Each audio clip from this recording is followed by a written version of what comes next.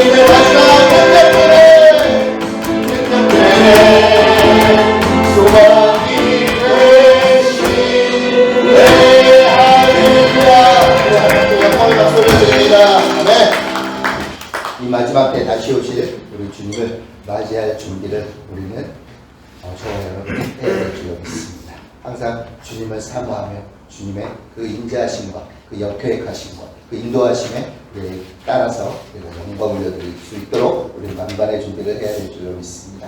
그 믿음으로 함께 고백하며 주님 다시 오실 그날을 우리는 함께 찬양하겠습니다.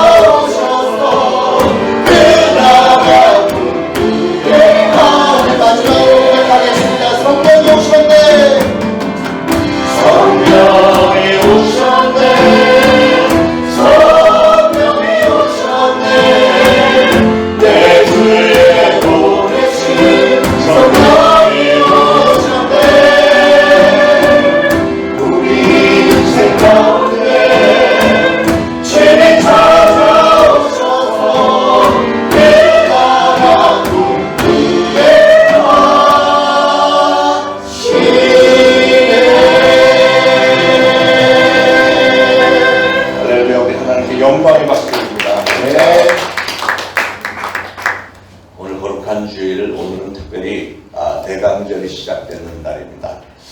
그날에 주님의 전에 이른 아침 시간에 나오신 여러분 예수 그리스도로 환영하며 사랑합니다. 자, 모두 일어나셔서 하나님께 찬양 드릴 때 서로 사랑함으로 주 앞에 하나 되어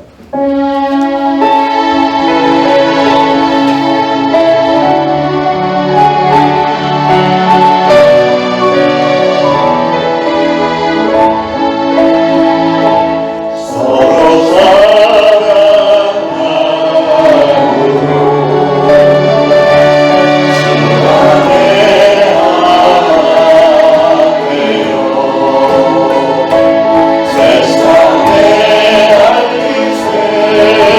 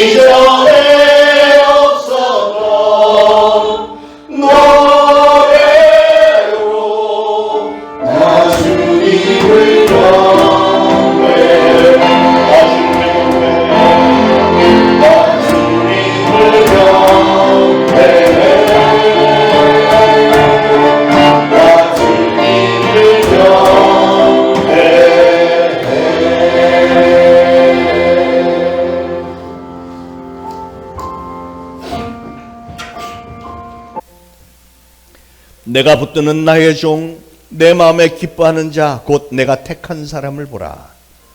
내가 나의 영을 그에게 주었은즉 그가 이방의 정의를 베풀리라.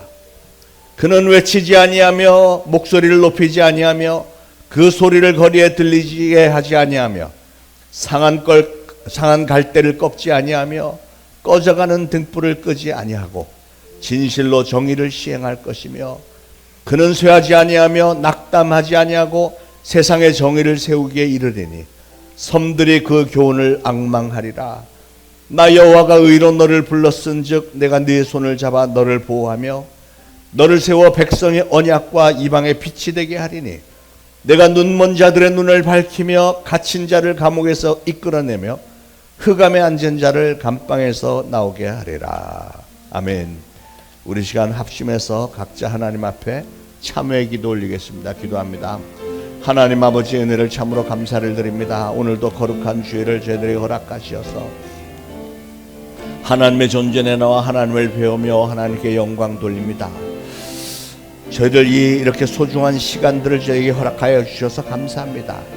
저희들 하나님의 존전에 나올 때마다 하나님을 뵙기 원하며 하나님을 찬양하기 원하며 말씀을 듣고 은혜를 체험하기를 원합니다. 오늘 저희들이 올려드린 예배가 하나님을 기쁘시게 해드린 예배가 되기를 간절히 소원합니다. 그러나 이 시간에 참회의 시간, 주여 하나님의 거룩한 임재하심 앞에서 저 자신을 돌아볼 때 하나님, 저는 영락없는 죄인임을 고백하나 합니다. 감히 설 수 없는 자이지만 그러나 하나님은 예수 그리스도를 그 보혈을 흘려서 나의 모든 죄를 덮어주셨고 씻어주셨고 이제 예수 그리스도를 구주로 영접한 나를 바라보시면서 죄가 없다 칭하여 주시고, 그래서 오늘 저희들의 예배를 기쁘게 받으시는 줄로 믿습니다. 사랑하는 성도들이 생각나는 모든 죄를 하나님 앞에 참회합니다. 하나님, 저희들의 모든 죄가 기억나게 하시고 저희를 하나님 앞에 간절히 정말 순수한 마음으로 통회자복 회개하며 참회할 때 우리 하나님 우리의 기도를 들으시고 용서하여 주시고, 그러기에 우리 예배를 좋게 여기시며 우리 하나님은 사랑하는 성도들 축복하여 주시기를 원합니다. 하늘문을 활짝 여시고 성령을 물붓듯이 부어줘 우리가 아직 죄인 되었을 때 그리스도께서 우리를 위하여 죽으심으로 하나님께서 우리에 대한 자기의 사랑을 확증하셨느니라. 저희들 그 믿음으로 나와서 하나님께 영광 돌리오니 하나님께서 예배를 받으시고 모든 영광을 하나님께서 받으시옵소서. 예수 그리스도 이름으로 간절히 기도합니다. 아멘. 다 같이 사도신경으로 신앙 고백 드리겠습니다. 전능하사 천지를 만드신 하나님 아버지를 내가 믿사오며 그 외아들 우리 주 예수 그리스도를 믿사오니 이는 성령으로 잉태하사 동정녀 마리아에게 나시고 본디오 빌라도에게 고난을 받으사 십자가에 못 박혀 죽으시고 장사한 지 사흘 만에 죽은 자 가운데서 다시 살아나시며 하늘에 오르사 전능하신 하나님 우편에 앉아 계시다가 저리로서 산 자와 죽은 자를 심판하러 오시리라. 성령을 믿사오며 거룩한 공회와 성도가 서로 교통하는 것과 죄를 사하여 주시는 것과 몸이 다시 사는 것과 영원히 사는 것을 믿사옵나이다. 아멘. 모두 착석하시고 함께 기도하시겠습니다. 여호와는 나의 반석이시요 나의 요새시요 우리를 깊은 수렁에서 건지시는 하나님 아버지, 그 은혜와 사랑을 진심으로 감사드립니다. 영광 받으시옵소서. 벌써 한 해가 저물어가는 결실의 계절을 맞아 아버지께 흡족함을 드려야 하지만 저희는 세상 염려, 걱정, 근심 때문에 기대에 벗어나 입만 무성한 무화과 나무밖에 되지 못함을 고백합니다. 또한 우리나라의 복음이 수많은 선교사님들이 생명을 아낌없이 우리 민족을 위해 희생의 제물로 순교하신 것, 그 기쁜 뜻을 헛되지 않게 열심히 좌로도 우로도 치우치지 않고 아버지만 바라보며 나아가기를 원합니다. 혼란과 어려운 모든 상황 속에서 흔들리는 이 나라를 위해 대통령과 위정자들을 위해 간절히 기도합니다. 그들이 정말로 후회하지 않는 그런 길을 갈 수 있도록 저희들의 기도가 응답되게 도와주시옵소서. 선교사님들의 희생이 헛되지 않게 우뚝 설 수 있는 나라가 되기를 기도합니다. 그러기 위해서 저희 초대 신앙교회가 목사님께서 앞장서시어 모든 성도님들과 함께 깨어서 다니엘 기도를 마쳤습니다. 그 시간들이 헛되지 않고 우리의 소망이 이루어지기를 기도합니다. 목사님께서 증거하시는 말씀마다 우리를 깨우치게 하시고 충성된 증인으로 선교의 열정을 이루게 하옵소서. 또한 교육부를 위해 애쓰시는 세 분 선교사님에게도 강건함을 주시어 목표를 향하여 끝까지 달릴 수 있는 열정을 주시옵소서. 어린아이들과 특히 중고등부 아이들이 믿음에서 설 수 있기를 빌어봅니다. 청년부의 비상을 원하며 오늘도 사랑의 십자가를 바라보며 힘을 얻기를 간절히 바라며 이 모든 말씀 우리 주 예수 그리스도의 이름으로 기도드립니다. 아멘.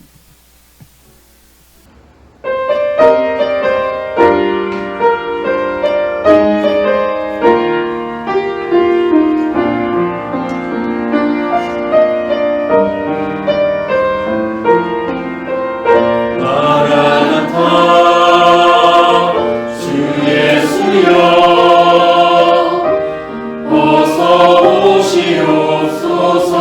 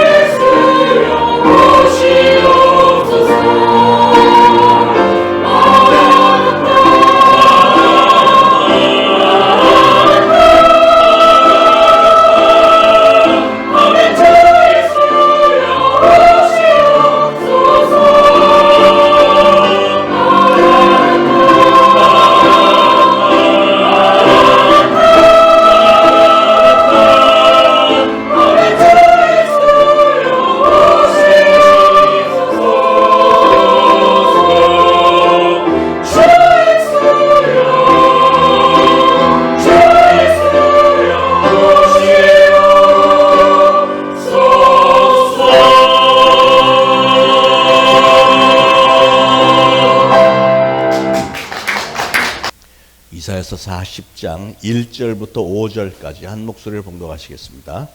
너희 하나님이 이르시되 너희는 위로하라 내 백성을 위로하라. 너희는 예루살렘의 마음에 닿도록 말하며 그것에게 외치라. 그 노역의 때가 끝났고 그 죄악이 사함을 받았느니라. 그의 모든 죄로 말미암아 여호와의 손에서 벌을 배나 받았느니라 할지니라 하시니라. 외치는 자의 소리여 이르되 너희는 광야에서 여호와의 길을 예비하라. 사막에서 우리 하나님의 대로를 평탄하게 하라. 골짜기마다 도두어지며 산마다 언덕마다 낮아지며 고르지 아니한 곳이 평탄하게 되며 험한 곳이 평지가 될 것이요 여호와의 영광이 나타나고 모든 육체가 그것을 함께 보리라. 이는 여호와의 입이 말씀하셨느니라. 아멘. 아멘. 교회력으로 성탄절 이전에 4주간 동안을 가리켜 대강절이다 이렇게 부릅니다. 예수님께서 2000년 전에 이 땅에 오신 것을 감사하면서 또한 다시 오실 예수님을 미리 기대하면서 하나님의 엄청난 사랑과 희생과 성육신의 의미와 은혜를 되새기면서 우리들 자신의 신앙을 가다듬는 절기가 바로 대강절입니다. 오늘부터 시작입니다. 우리는 이 땅에 다시 오실 주님을 사모하는 심정으로 기대와 감격과 소망 가운데 만반의 준비를 갖추고 맞이해야 되겠습니다. 예수님이 2000년 전에 이 땅에 오시기 훨씬 오래전부터 하나님 수많은 선지자를 통해서 이스라엘 민족에게 메시아가 오실 것을 예언해 주셨습니다. 오늘 본문도 이사야 선지자가 예수님 오시기 700여 년 전에 장차 오실 메시아에 관해서 예언한 말씀인데요. 이 대강절에 저는 메시아를 기다렸던 이스라엘 민족의 상황은 어땠으며 메시아가 오신다는 예언이 그들에게 과연 어떤 의미가 있었는지, 또 독생자를 이 땅에 보내신 하나님의 계획과 섭리는 어떤 것이었으며, 또 중요하게 그런 일들은 과연 오늘 우리에게 어떤 의미가 있는지를 한번 살펴보도록 하겠습니다. 메시아에 대해서 이스라엘 백성들은 좀 오해를 했었습니다. 사람들은 대부분이 자기가 처해 있는 상황에 따라서 사건들을 좀 자기 입장에서 해석을 해야 되는 경향이 좀 있죠. 바벨론 포로 시절에 메시아가 오실 것이라고 하는 말씀을 들었던 백성들은 아마도 이제 메시아가 오시면 우리 포로 생활을 다 끝내고 해방이 되어서 우리는 고국으로 돌아가게 되겠다 이렇게 기대를 했었습니다. 예수님 당시 이스라엘은 로마의 식민지였기 때문에 메시아는 당연히 그들을 로마로부터 건져주실 분으로 생각을 했습니다. 그러나 하나님께서 메시아를 이 땅에 보내신 진정한 의미는 그런 육신적인 해방이 아니라 영적 차원의 해방이었죠. 마귀로 인해서 죄를 짓고 그 죄로 포로가 되어서 영원히 지옥 유황불못에 던져질 수밖에 없었던 우리 인간들을 그 무서운 지옥 형벌로부터 건져내서 아름다운 천국으로 우리를 인도해 주실 메시아를 이 세상에 보내주셨던 겁니다. 하나님은 이사야 선지자에게 인류의 역사를 미리 멀리 내다보는 그 눈을 주셨습니다. 이사야는 유다 백성들은 바벨론으로 포로로 끌려가게 될 것을 내다봤고요. 또 그로부터 70년 후에는 해방을 받아서 예루살렘으로 다시 돌아오게 될 것도 보았고, 한 걸음 더 나가서 메시아가 이 땅에 오셔서 온 인류를 죄와 지옥의 형벌로부터 구원하실 미래의 상황도 다 내다봤습니다. 그래서 이사야 선지자에게는 메시아가 탄생할 것을 백성들에게 알려주려고 하는 마음이 있었고요. 또 우리가 어떤 자세로 메시아를 맞이해야 할지를 알려주는 사명감이 있었습니다. 그래서 이사야서를 그렇게 기록을 쭉 했는데 오늘 3절에 보니까 너희는 광야에서 여호와의 길을 예비하라 그랬는데, 먼저 광야와도 같은 이 세상에 예수님이 오신 이유가 뭘까요? 그리고 이 성탄의 계절에 우리는 어떤 자세로 예수님을 맞이해야 할까요? 오늘 이사야 선지자를 통해서 주신 예언의 말씀을 여러분 잘 좀 새겨 들으시고요. 2000년 전에 이미 오신 예수님을 여러분 인생의 주인으로 꼭 영접을 하셔서 모두가 다 구원을 받을 뿐 아니라 슬기로운 다섯 처녀들처럼 장차 다시 오실 예수님을 기쁨으로 맞이할 수 있도록 잘 준비하시길 바랍니다. 이 예언의 말씀 중에서 제가 눈여겨보는 것은 광야와 같은 이 세상에 우리 주님은 우리를 위로해 주기 위해서 오셨다는 말씀입니다. 1절 2절 다시 한번 보도록 하겠습니다. 너희 하나님이 이르시되 너희는 위로하라 내 백성을 위로하라. 너희는 예루살렘의 마음에 닿도록 그것에게 있지라. 그 노역의 때가 끝났고 그 죄악이 사함을 받았느니라. 그의 모든 죄로 말미암아 여호와의 손에서 벌을 배나 받았느니라. 아멘. 이스라엘 민족은 참으로 많은 순환을 겪은 민족입니다. 이스라엘의 역사를 돌아보면 야곱의 가족이 흉년 때문에 식량을 얻으러 애굽으로 내려갔다가 아들 요셉이 총리가 되어 있던 덕분에 그곳에 정착해서 이민 생활을 시작하게 됐죠. 그러나 요셉이 죽은 후에는 졸지에 이 이스라엘 백성들은 전부 그곳에 노예로 전락해버리고 말았습니다. 그때부터 400년이라는 긴 세월을 노예 생활을 하게 된 건데요. 부유한 나라에서 잘 살게 되었는가 했더니 노예로 그냥 전락해버린 거예요. 저는 미국에 가서 이민 생활을 하면서 때때로 그런 생각을 했던 적이 있습니다. 미국 물론 풍요롭죠. 그러나 새벽에 일어나서 직장 가고 직장에서 최선을 다해서 열심히 일을 하고 뭐 빨리 진급하려고 최선을 다하고 애를 쓰고 그렇게 일을 하면 결국 누가 덕을 보죠? 누가 덕을 보냐면 물론 월급을 받는 저도 덕을 보긴 하지만 결국은 그 회사가 좋아지고 그 나라가 좋아지는 거잖아요. 근데 미국은 철저한 경찰 국가에서 골목골목마다 거기는 CCTV가 별로 없고 아직도 CCTV가 그렇게 많지 않고요. 골목골목마다 경찰차들이 딱 이렇게 숨어서 다 지켜보고 있어요. 그리고 세금은 철저하게 내야 됩니다. 세금을 속이기가 힘듭니다. 그래서 살다 보면 가만히 보니까 쇠고랑만 안 치웠지 노예 생활하는 거더라고요. 돈의 노예로 그냥 살고 있는 거예요. 그래서 오래전에 그런 개그가 있었죠. 돈 많이 벌면 뭐 하겠노. 소고기 사 먹겠제. 소고기 사 먹으면 또 뭐 하겠노. 살만 디룩디룩 안 찌겠나. 뭐 이런 거. 예. 근데 그건 애굽에 살던 이스라엘 백성들도 그랬다는 거예요. 노예 생활하면서 뭐 먹을 건 잔뜩 줬다고 했으니까. 언뜻 생각하면 아니 하나님은 우리 민족을 선택해 놓고 도대체 왜 이렇게 우리를 노예 생활하도록 내버려 두시는가. 그런 의문이 들잖아요. 그러나 그들이 애굽 땅에서 430년 동안 그렇게 살면서 노예 생활을 했던 건 사실은 이스라엘이라고 하는 민족을 형성시키기 위한 하나님의 계획과 섭리였던 겁니다. 처음 야곱의 가족 70명으로 시작되었던 이 이스라엘은 430년이 지난 후에는 200만 명이 넘는 커다란 단일 민족으로 성장을 했습니다. 그러자 하나님은 모세를 그들의 지도자로 세우셨고 그들을 애굽의 손에서 건져내셔 가나안 땅으로 들여보내 주셨죠. 그런데 그 가나안 땅에 들어가는 것도 좀 쉽게 넣어주셨다면 얼마나 좋을 뻔했겠어요. 솔직히 애굽에서 가나안까지는 걸어서 7일이면 갈 수 있는, 일주일이면 갈 수 있는 거리인데 하나님은 그들을 저 남쪽의 아라비아 광야, 가데스 바네아 광야에서 빙빙빙 40년 동안을 빙빙 돌리면서 고생시킨 후에야 겨우 가나안 땅으로 들여보내 주셨는데 그것도 그 세대 사람들은 광야에서 다 죽게 내버려 두고 다음 세대들만 가나안 땅에 들어가게 하신 거예요. 가나안 땅에 들어가서는 편했습니까? 아니죠. 허구한 날 주변 나라들에게 얼마나 시달렸습니까? 아니 선택받은 민족인데 하여튼 주변 국가에서 계속해서 침략해 오는 거예요. 특히 블레셋 사람들, 오늘날 팔레스틴 사람들은 그 이전 아브라함 때부터 계속 이스라엘 주변에서 이스라엘을 괴롭히더니 4,000년이 지난 오늘까지도 계속해서 이스라엘과 대립하고 오늘도 전쟁하고 있잖아요. 그 밖에도 아람, 암몬, 모압, 에돔, 해족소, 아수르 주변의 수많은 호전적인 민족들과 끊임없이 부딪히면서 많은 시련에 시달리다가 마침내 기원전 600년 전후에서 그들은 바벨론의 침략을 몇 차례 받고 포로로 끌려가서 포로 생활을 합니다. 70년 후에 그 메도 페르시아 연합군이 에페권을 잡으면서 이스라엘 민족을 해방시켜줘서 드디어 고국 예루살렘으로 돌아왔죠. 그랬더니 예수님이 오시고 그 이후에 얼마 지나서 서기 70년에는 로마의 디도 장군이 이끄는 군사들이 쳐들어와갖고 예루살렘 성전은 예수님이 예고하셨던 대로 돌 위에 돌 하나도 남지 않고 완전히 다 폐허가 되었고요. 이스라엘은 나라를 잃어버리고 세계 각국으로 다 뿔뿔이 흩어져서 나라 없이 방랑하는 민족이 되고 말았습니다.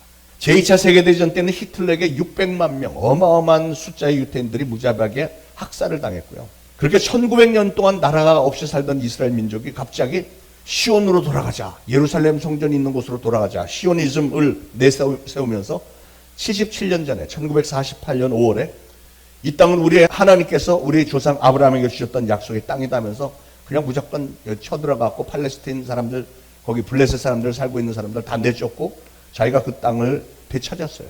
그러나 이스라엘은 아직도 팔레스틴과 계속 싸우고 있습니다. 최근에 우리가 뉴스를 접하고 있지만 팔레스틴의 하마스 정부가 이스라엘 남부 지역에 막 깔짝깔짝하면서 미사일을 자꾸 쏴대고 이렇게 하니까 이스라엘은 대대적으로 전투기, 탱크, 막 미사일 그냥 쳐부숴갖고 무차별 공습을 감행했고 하마스의 군사훈련 시설과 무기고 여러 것을 목표로 삼아서 정밀 타격을 해서 어마어마한 인명피해, 많이 재산 피해를 냈습니다. 이스라엘과 블레셋 싸움은 어제 오늘 얘기가 아니고요. 그 아브라함 때부터 지금 4,000년째 싸우고 있는 거예요. 4,000년째. 이스라엘 민족의 순환의 역사, 블레셋뿐만 아니라 주변의 모든 국가들이 번갈아 가면서 계속 괴롭혀 왔잖아요. 그러니 그 민족 하나님의 위로가 얼마나 많이 필요하겠습니까? 자, 그 민족을 하나님은 이사야 선지자를 통해서 위로를 하시는데 뭐라고 위로하셨냐면 첫 번째로는 노역의 때가 끝났다. 자, 이 말씀을 듣는 이스라엘 백성들은 바벨론의 포로로 끌려가 있었는데 바벨론은 세력을 점점 더 확장했고 그 바벨론의 그 말발굽과 채찍은 점점 더 거세갖고 정말로 그 누구도 바벨론을 건드릴 수 없는 가장 강대한 나라가 됐습니다. 그러니까 해방의 소망은 전혀 보이지 않습니다. 백성들이 그 포로로 끌려가갖고 막 지칠 대로 지치고 아무런 힘도 남아있지 않을 때, 그때 오래전에 이사야 선지자를 통해서 들려줬던 이 예언의 말씀이 들려오는 거예요. 너희 노역의 때가 끝났다. 이게 얼마나 복된 소식이고 얼마나 위안이 되는 말입니까? 너희 노역의 때가 끝났다. 오늘날 이모저모로 심각한 기도 제목을 가지고 나오신 여러분들에게도 이 말씀이 진정 복된 소식이 되기를 축원을 드립니다. 저는 간절히 소원합니다. 여러분이 지금까지 계속해서 기도해오는 모든 기도 제목들이 오늘 확실하게 해결받음으로, 특별히 우리가 특별 새벽기도 20일을 계속한 이후에 반드시 응답을 받아야 되지 않겠습니까?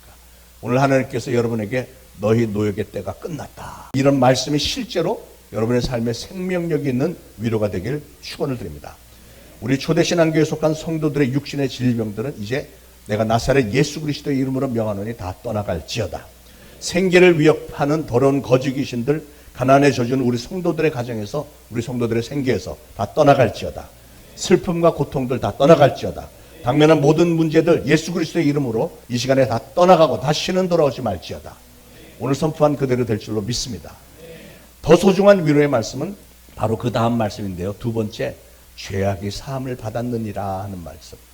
여러분, 해방의 소식이 일시적인 위로라면 죄악이 용서함을 받았다는 이 말씀은 근본적인 위로의 말씀이 됩니다. 여러분이 현재 당면한 고통에서 해방이 되었더라도 만약에 여러분에게 해결되지 않은 죄가 여전히 남아있다면, 그래서 갚아야 할 빚이 여전히 산더미처럼 남아있다면 완전한 기쁨이나 완전한 위로는 있을 수가 없겠죠. 그러나 하나님께서 뭐라고 말씀하셨냐면 너희의 죄악이 사함을 받았다, 이렇게 말씀하셨어요. 하나님이 자기 백성을 위로하시되 완벽하게 완전하게 위로해 주시는 분이라는 사실을 꼭 믿으시기 바랍니다. 우리 하나님은요, 일부만 주시고 일부는 뒤로 이렇게 딱 숨겨놓고 계속해서 이렇게 하시는 분이 절대 아니고, 한 번 주실 때는 완전하게 다 주시는 분이신 줄로 믿으시기 바랍니다. 하나님의 사랑도 그렇습니다. 우리 하나님은 우리에게 사랑을 주시되 정말 흡족한 사랑, 풍성한 사랑을 주시고, 평안도 그렇습니다. 평안, 조금도 불안한 기미가 남아있지 않은 완벽하고도 완전한 평안을 우리에게 주세요. 위로도, 근본적인 문제를 다 해결해 주시는 참 좋으신 하나님이신 줄로 믿고 오늘 말씀 중에 많은 위로를 받으시기를 축원합니다. 자, 세 번째로는 아까 보았을 때 죄값을 치르되 이미 2배나 치렀다 그랬죠. 2절 중간에 보면 그의 모든 죄로 말미암아 여호와의 손에서 벌을 배나 받았느니라 할지니라. 이게 무슨 뜻일까요? 너희들의 죄악이 다 사함 받았다고, 죄가 탕감을 받았다고 외치라고 하시는데, 그 죄악은 저절로 된 게 아니고 누군가가 우리의 죄악을 대신해서 벌을 배나 받았대요. 그분이 누구시죠? 바로 예수님이시죠. 예수님이, 하나님이신 예수님이 우리 피조물인 우리 인간들을 위해서 죽어주신 이 사건은, 우리가 죄값은 사망이라고 그랬으니까 내가 죄를 졌으면 내가 사망으로, 내가 지옥 형벌을 받는 게 이게 전부인데, 우리 예수님은 하나님이신 그분이 우리를 대신해서 죽어주셨으니까 성부 하나님이 보시기에는 그거는 갑절에 벌을 받은 거로 쳐주시겠다는 거예요. 그랬기 때문에 내가 형벌을 배나 받았으니 그걸로 충분하고도 나음이 있으니 너희는 위로를 받으라, 그 말씀입니다. 그래서 여러분의 모든 죄가 갑절로 해결이 다 됐다는 사실을 믿으시고 위로받으시길 축원합니다. 여러분, 새 생명이라고 하는 것은, 새 삶은 회개와 타죄로 시작이 되는 겁니다. 그것이 new life, 새 생명의 변함없는 패턴입니다. 반드시 회개가 있어야 되고 하나님의 용서하심이 있어야 되는 거예요. 2절에서 그렇게 회개와 사죄를 명령하신 바로 다음 3절에 속죄의 참 실체가 되시는 예수 그리스도의 탄생에 대한 예언과 이어서 그의 탄생을 준비하라는 말씀이 나오는 거예요. 이사야 선지자가 예언한 말씀이죠. 그게 바로 오늘 이 대강절 기간에 우리가 반드시 해야 할 일입니다. 우리 예수님의 탄생을 준비하고 2000년 전의 탄생을 준비하고 우리 주님이 다시 재림하실 날을 준비하는 것을 오늘날 성도된 우리가 맡은 사명입니다. 근데 말씀을 눈여겨보니까 3절에 너희는 광야에서 여호와의 길을 예비하라 이랬어요. 어디서? 광야에서. 광야에서 여호와의 길을 예비하라 그랬습니다. 왜 그랬을까? 왜 성전에서 예비하라 이러지 않고 왜 하필이면 광야에 가서 여호와의 길을 예비하라 그랬을까요? 이스라엘 역사 가운데 우리가 눈여겨보는 것은요, 이스라엘 백성들은 430년 동안이나 고생을 많이 했어요. 노예 생활을 하면서 얼마나 고통스러웠겠습니까?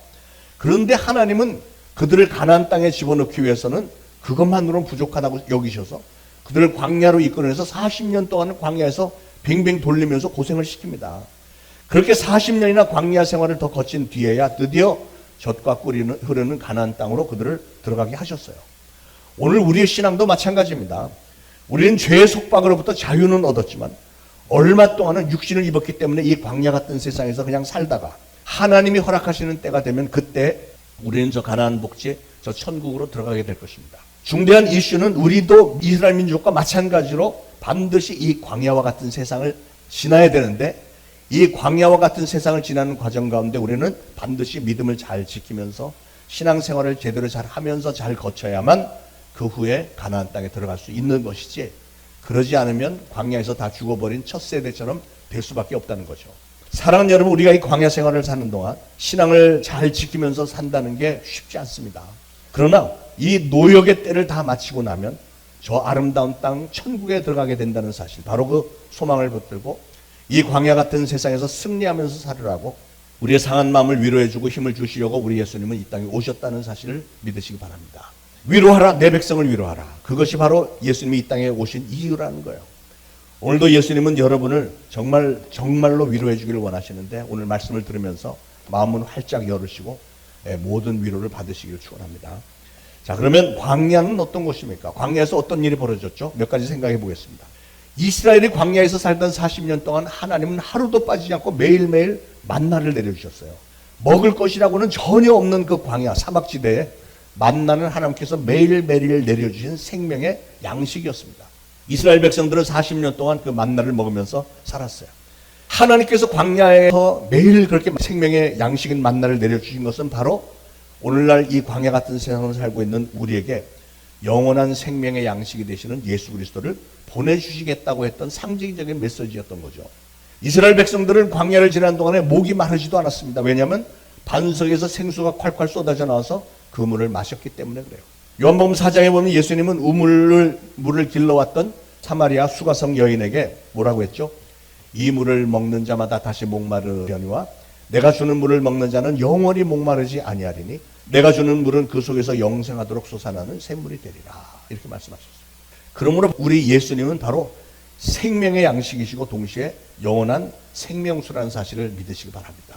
사랑하는 여러분, 광야는 사방이 사막이고 도저히 오갈 데가 없는 곳인데 이스라엘 백성들은 어디에 가서 음식을 구하며 어디 가서 음료수를 구할 수 있겠습니까? 지금 우리가 살고 있는 이 세상도 성경은 말하기를 광야와 똑같은 세상이래요. 왜냐하면 이 세상은요, 사방이 마귀투성이 죄악투성이고 그래서 전쟁과 질병과 재난과 사고와 환난과 핍박이 난무하는 곳이 바로 우리가 살고 있는 이 세상이기 때문에 그래서 광야에 비교를 하는 거예요. 그런 세상에서 우리는 어디 가서 진정한 소망을 찾을 수 있겠느냐 하는 것이 수많은 사람들의 아우성 아닙니까? 그래서 아무런 소망도 없는 광야 같은 이 세상에 예수님은 생명의 양식으로 또한 영원한 생명수로 오신 것입니다. 또 광야에서 어떤 일이 있었죠? 광야는 낮에는 너무너무 뜨거워서 그 생명체들이 살 수가 없는 곳입니다. 게다가 또 밤에는 너무 추워요. 일교차가 엄청나게 심한데, 그런데 이스라엘 백성들이 그 40년을 어떻게 그 광야에서 생존할 수 있었죠? 그것은 하나님께서 뜨거운 낮에는 구름 기둥을 그들에게 주셨는데, 구름 기둥은 그냥 이렇게 올라가기만 한 게 아니라 구름 기둥이 올라가서 이스라엘 진영에 완전히 다 덮어주는 거예요. 그늘을 만들어주기 때문에 이 광야 시대는 굉장히 건조하기 때문에 그늘만 있으면 선선하게 견딜 수 있는 거예요. 그리고 또 밤에는 불기둥으로, 뜨거운 불기둥으로 완전히 진영을 덮어서 따뜻하게 그리고 환하게 만들어 주셨죠. 여러분, 광야에는 길이 없습니다. 그러나 그들은 하나님께서 이 구름 기둥과 불기둥을 올라가서 이렇게 옮기면 따라갈 수밖에 없잖아요. 그러니까 하나님의 인도하심을 따를 수밖에 없는 그런 상황을 40년 동안 연출하셨던 겁니다. 예수님은 광야 같은 이 세상에서 도저히 감당할 수 없는 일들로 인해서 쓰러져 있는 사람들에게 그늘이 되어주시고 어둠에 앉은 백성들을 빛으로 인도해 주시는 길이 되신 줄 믿으시기 바랍니다. 그래서 예수님이 뭐라고 하셨어요? 내가 곧 길이요 진리요 생명이니 나로 말미암지 않고는 아버지께로 올 자가 없느니라, 이렇게 말씀하셨어요. 마귀가 이 세상에 들어와서 공중권세를 잡았기 때문에 이 세상은 죄악과 죽음과 질병, 슬픔과 불행이 가득 찬 광야 같은 세상이 되어버렸습니다.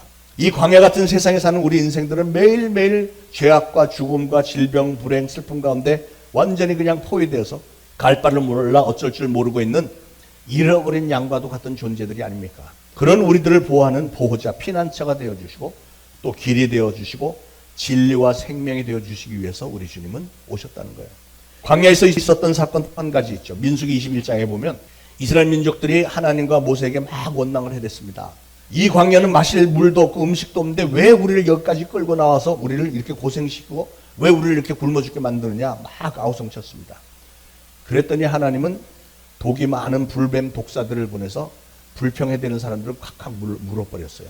그 사람들이 독사에 물리고 나니까 이제 죽기 일보 직전이잖아요. 그러니까 백성들이 모세에게 와서 잘못했다고 하나님께 말씀드려서 우리가 잘못했다고 하는데 우리 좀 한 번만 기회를 주세요. 살려주세요. 모세는 하나님께 기도를 했고 하나님은 모세에게 명하시기를 노수로 뱀을 만들어서 장대 위에 매달아라. 그 뱀을 바라보는 자는 살게 해주겠다. 그래서 모세는 노수로 뱀을 만들어서 장대 높은 곳에 매달았고 그 말씀에 순종해서 놋뱀을 쳐다본 사람들은 다 살게 하셨어요. 자, 그런데 왜 하필이면 장대 위에 달린 놋뱀을 바라보라고 하셨을까? 장대 위에 매달린 이 놋뱀은 누구를 상징하는 거죠?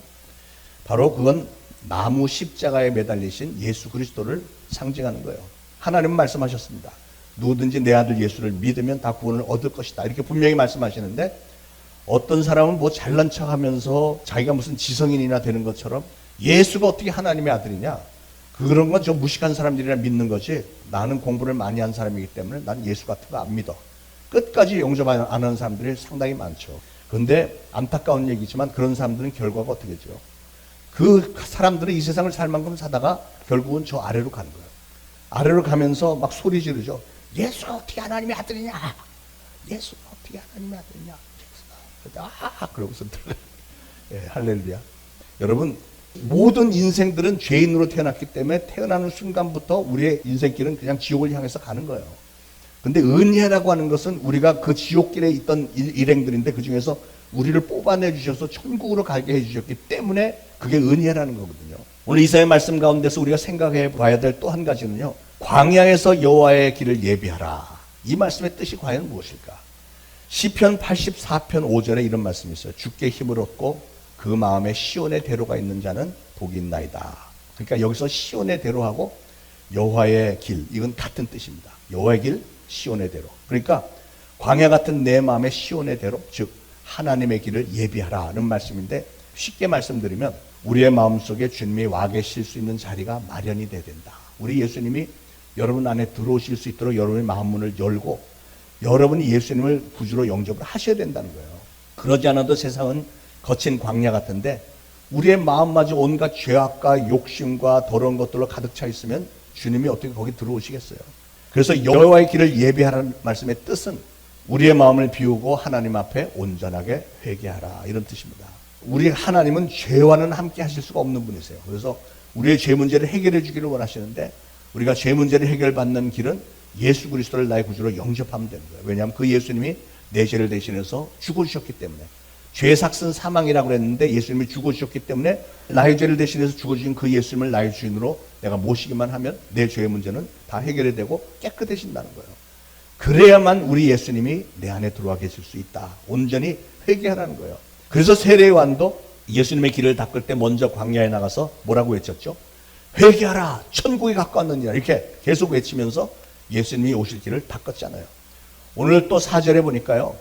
골짜기마다 도두어지며 산마다 언덕마다 낮아지며 고르지 아니한 곳이 평탄하게 되며 험한 곳이 평지가 될 것이요. 그랬어요.